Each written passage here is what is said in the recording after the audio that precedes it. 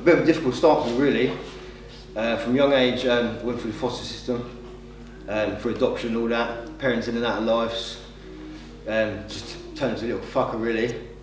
And then started getting in trouble in my teens, banged up and felt when I was 15, and then just went wrong from there really. I was walking past a park and two guys who started attacking a young girl, grabbing her between her legs. So I ended up filling 2 years in, and the judge always said to me I took it too far, so I ended up another 18 months for that. And then I think that sentence was long enough for me to realise that I'm done with that shit. The bad start of life and family stuff, obviously everything builds up and builds up. Obviously everyone has their breaking point.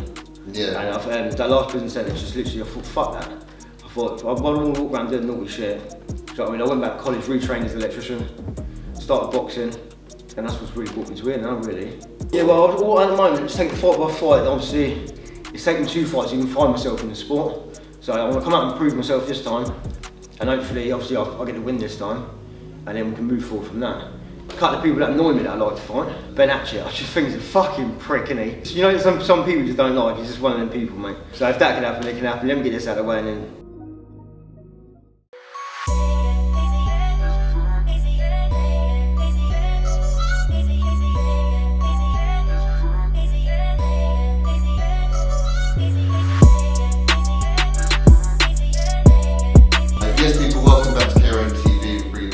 Interviews today. Delighted to be in Blackwater, one of my good friends, Pat Nash. Pat, how you doing, my friend? Yeah, I'm good, mate, thank you. So Pat has got a bare knuckle fight coming up at the end of this month on the 26th, but before we talk about that, it's obviously his first time on the channel, so let's go back and have a little look at your background if possible, yeah, Pat. So talk to me a little bit about sort of childhood, family settings, growing up. Yeah, childhood, a bit of a difficult start for me really. From a young age, went through the foster system, for adoption and all that, parents in and out of lives, just turned into a little fucker really. And then started getting in trouble in my teens, banged up and felt when I was 15, and then just went wrong from there really. Yeah, so what did you end up inside for, 15 then? Robbery, 15. That was with my real dad. He's living in Basel, so I can end up going to be a bit naughty. End up also getting done for robbery. Yeah. So end up in Feltham, worst place in the world to be at 15. Absolute fucking dreadful place. And then went from there to Huntington. Yeah. Sat there for about a year, and then I got out when I was 17. Yeah. And then didn't get in trouble till 1920. Do you know what I mean? And then started being naughty again. And that's where I started going wrong. And what happened? Did you end up going back to jail then? Yeah, I went back to jail got done for another robbery at 20. And then I got released about a year later after that. And then straight away after that, I was walking past a park and 2 guys who started attacking a young girl, grabbing her between her legs. So I ended up filling 2 years in, and the judge always said to me I took it too far, so I ended up another 18 months for that. And then I think that sentence was long enough for me to realise that I'm done with that shit. And since you came out from that, yeah. what have you? No, I ain't done nothing. So I was 20, 22, 23, and since then I haven't been arrested or anything. But that's when I found boxing, to be honest. Yeah, perfect. So haven't you done any boxing or No, fight training prior to that? Nothing, just been a little fucking fighting in the street, basically. Well done for sort of changing your ways and getting out of trouble. And just sort of you used obviously the fighting and stuff like this, sort of channel the aggression or we might have had from you. Yeah, everything. Yeah, everything. Even from like the bad times, from the bad start of life and family stuff. Obviously, everything builds up and builds up. Obviously, everyone has their breaking point. Yeah. And that last prison sentence, just literally, I thought, fuck that. I thought, I don't want to walk around doing naughty shit. Do you know what I mean? I went back to college, retrained as an electrician, started boxing, and that's what's really brought me to here now, really. Well, fair play to you. It's not very often you get people go to jail a few times and then end up turning it around completely. No. So, I don't understand why people want to carry on that life, you know. It's no good. Yeah, it's a waste of time. It's a waste of life, waste of thing. Everyone around you getting hurt as well. Yeah. Especially when I've got kids in that. So the last thing I'm trying to teach my kids is going in and out of jail, no money in your pocket, or the only money you've got is from being naughty, robbing people and stuff like that. What's the fucking point? Yeah, so then you've ended up becoming an electrician the last few years and working in that. Yeah, now I've got my own business, director of my own company. So I've got my own electrical firm and building firm. Well, we'll put the links in the description, guys, so if you need 100%. any work, get in touch with Pat. And then talk to me about the boxing then and the fighting. So when did this start then? So when you came out? Yeah, when I come out, last battle at Winchester, I think I was 22, 23. Then I'll say within that year, I started boxing, started down Maximus training down there, started doing other white collar stuff, and it just massively helped. help me to keep them straight and narrow, help me just sort my life out basically, and realise it ain't about going to fight in pubs every fucking week or fighting in the streets. And then obviously around this area, a couple of people got whacked and fucking they fell over, they banged their head and they died. So you got to start going through mindset and shit like that. Yeah, it's just not about it. No, if you hit someone in a pub and they go over, I know it's only manslaughter, but it's still 5-6 years of your life, isn't it? Yes, especially when you're training and stuff like this, it's obviously the chance of happening a lot higher. That's it, especially when you're boxing and stuff like that, especially if you get in a fight in the street and you go to court, the judge ain't going to go lightly on you at all. Yeah, indeed. And so then you mentioned the white collar stuff. So you had a few white collar fights over a few years. Like I just go back and forth from it. So I start doing it, then I leave it for about a year or something else, fight again, and just back and forth. I think I've had about 7 or 8 like white collar. And I've done an MMA one for charity for cancer research, trying to raise a bit of awareness. And then obviously COVID and all that stuff struck. And as soon as that come back, I'll start doing the bare knuckle thing. Of course, but what was your record in the boxing stuff before? I think I lost 2. I can't remember, mate. I lost 2, I think 2 or 3, drawn a couple and won the rest. Yeah. All right, and then you say you had the MMA fight as well. Yeah, for cancer research. So I'm just trying to. You've got no interest in the MMA stuff really going forward? Nah, not really. I can't keep for shit. Yeah, and there's no point going into it.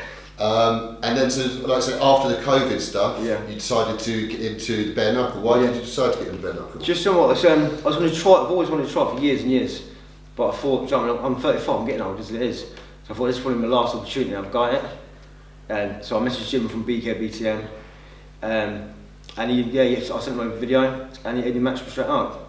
Fair play. And so you've had one fight on the... No, two. So you had 2 fights with BKB. And so, talk to us about the first fight. Yeah, the first one was against Jack McLean. Yeah. He come in a bit heavier than me. He's a good fighter as well, isn't he? Yeah, he's a good fighter. He's not no mug, do you know what I mean? He's literally training flat out. No, he's a good fighter. He's got good movement. So I fought him. I lost. I got stopped in the second round. Yeah. Well, I didn't get stopped. The ref stopped it. But I can understand why he stopped it. You've got to look after the fighters and that at the end of the day. And he was beating me. And what was it like having a bare knuckle compared to... You know what?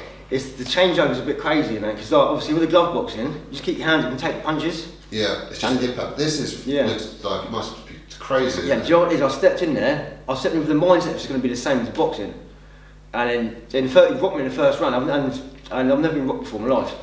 And he rocked me, I thought, fucking hell. But there's no light punches in bare knuckle because everyone, if they make contact, can knock anyone out, and anyone can do mad damage, can't they? So you can't even afford to take a shot, can you? No. And that's what I learned. It's like whoever catches first, you literally just got to try and get out of the way by whatever means. And that's what I learned instantly. From that first one, I learned instantly, if you get hit, you fucked, basically. So, and then obviously the second one come along, it was Cannon Harley, very good fighter. He's been around the BKB game quite a bit. And I got a draw against him. I dropped him in the second. Yeah. He won the first. He won the third. Obviously, me dropping in the second caused a draw, which I'm also happy about having it number last.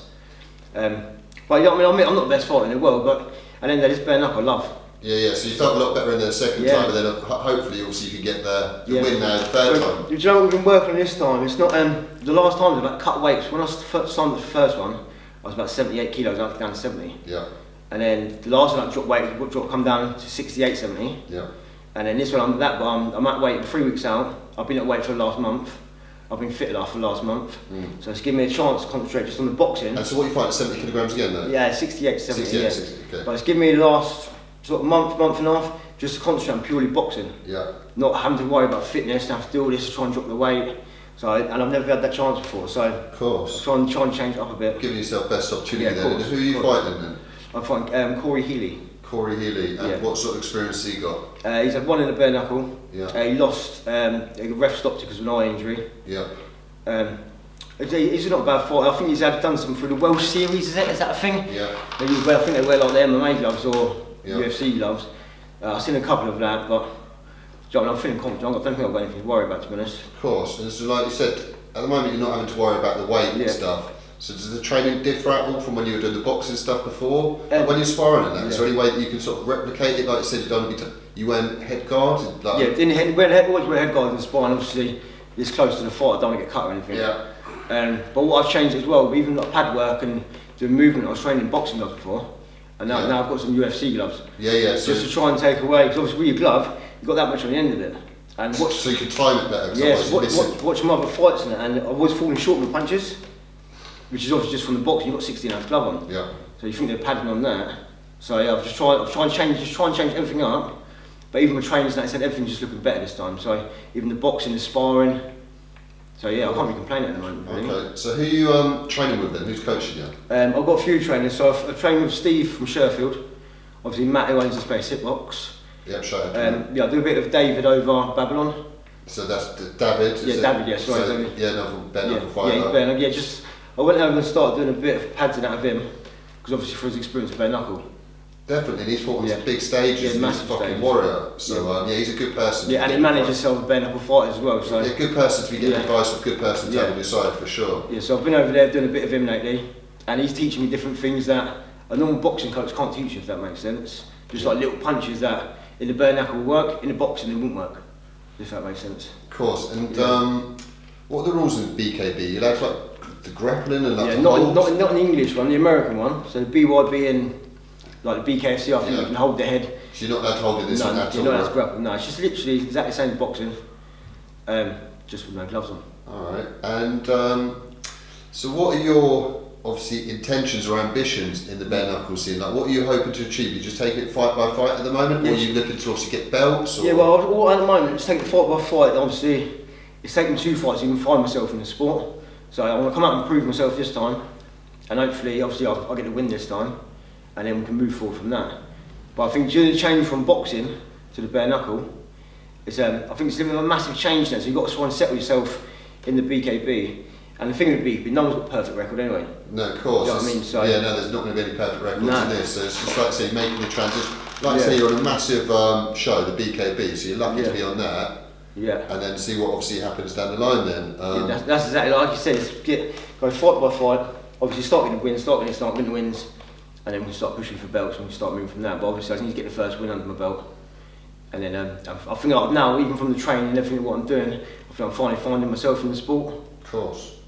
Is there any sort of dream opponents or dream fights you'd like to have? A couple of people that annoy me that I like to fight. Yeah, who's that then? Ben Atchett, I just think he's a fucking prick, isn't he? Shout out to Ben, he's alright, but yeah, each their own for sure. Yeah, you know, some people just don't like, he's just one of them people, mate. Yeah. So if that can happen, it can happen. Let me get this out of the way and then talk about that. Yeah, let's get the win and then move on from there. And talk to me, have you got any sponsors or anything that have been helping you to obviously? You've got a sponsor there, so you've got Hawley on, Farnborough, we're LNS Electrical and Sons, Hit Scaffolding, Clean Meals by James, the good chef, by anyone if anyone wants that.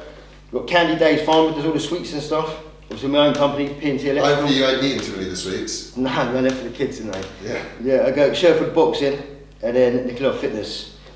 And we'll put all the links to all your sponsors in the description, so guys please go to support them. And talk to us about social media, like where people can get in touch with you and and support you. Yeah, so your Instagram's PatNash28 and then my Facebook's Patrick Nash. So if you ever want to find me on there, please send me a message.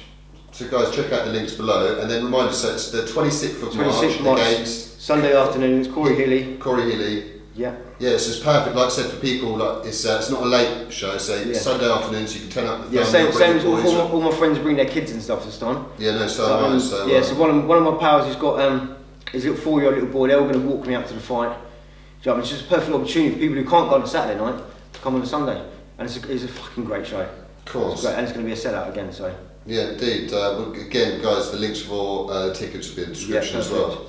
But alright, well I want to wish you best of luck, Pat. Thank you very much, mate. Much fight. Obviously I'll be there to support you. And guys, please support Pat, and looking forward to the 26th. Well, thank you very much. Thank you very much. Cheers.